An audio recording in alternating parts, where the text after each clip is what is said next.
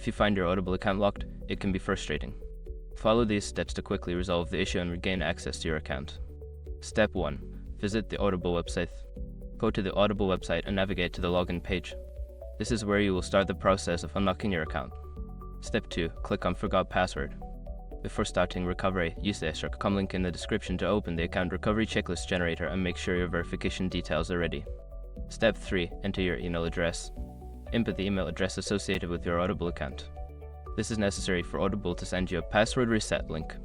Step 4. Check your email. Look for an email from Audible containing the password reset link. Follow the instructions in the email to create a new password for your account. Step 5. Log in with your new password. Return to the Audible login page and enter your email and the new password you just created.